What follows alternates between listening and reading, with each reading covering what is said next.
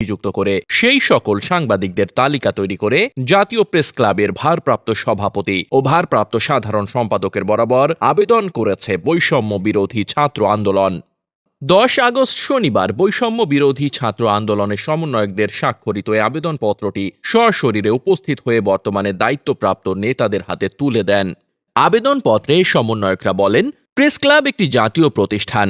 এই press club বরাবরই জাতির দুঃসময়ে এগিয়ে এসেছে, কিন্তু পতিত আওয়ামী ফ্যাসিস্ট সরকারের আমলে এই প্রতিষ্ঠানটি দলীয় প্রতিষ্ঠানে পরিণত করে এর ভাবমূর্তি ধ্বংস করে দিয়েছে।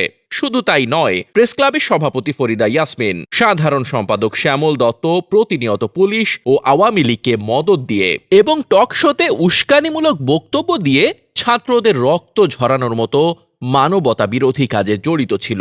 এছাড়াও ছাত্রদের রক্ত ঝরানোর মতো অমানবিক কাজে জড়িত ছিলেন প্রেস ক্লাবের সদস্য প্রভাস আমিন, জাইদুল আহসান পিন্টু, মোজাম্মেল বাবু, আশিস সৈকত, ইকবাল সুবহান চৌধুরী, সোহেল হায়দার চৌধুরী, ফারজানা রূপা, আরিফ জেপ্তিক, অশোক চৌধুরী, শাহজাহান সর্দার, সুভাষ সিংহ রায়, আজমল হক হেলাল, আবুল খায়ের, মঞ্জুরুল ইসলাম, প্রণব সাহা, নঈম নিজাম, খায়রুল আলম, সাইফুল আলম, আবেদ খান, সুভাষ চন্দ্র বাদল, ই মামুন, জাফর ওয়াজেদ, সাইফুল ইসলাম কল্লোল, পাভেল রহমান, আজিজুল ইসলাম ভুইয়া, সৈয়দ বোরহান কবির, শাবান মাহমুদ, সৈয়দ ইশতিয়াক রেজা, মোল্লা আমজাদ, শফিকুর রহমান, আবুল কালাম আজাদ, মামুন আবদুল্লাহ, সোমা ইসলাম, শ্যামল সরকার, অজয় দাস, আলমগীর হোসেন, শাকিল আহমেদ, রামপ্রসাদ, সঞ্জয় সাহা পিয়াল, ফরাজি আজমল, আনিসুর রহমান, স্বপন বসু, হাসান জাবেদ, মিথিলা ফারজানা, শবনম আজিম, এনামুল হক চৌধুরী, দীপক কুমার আচার্য, নাইমুল ইসলাম খান।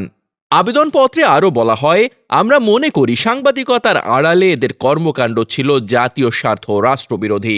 ছাত্ররা এখন রাষ্ট্র সংস্কারের কাজে হাত দিয়েছে।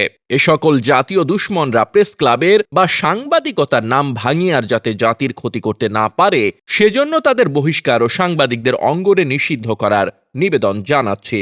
ইতোমধ্যে আমরা তাদের বিরুদ্ধে আইনানুগ ব্যবস্থা নেওয়ার জন্য সরকারকে অনুরোধ জানিয়েছি।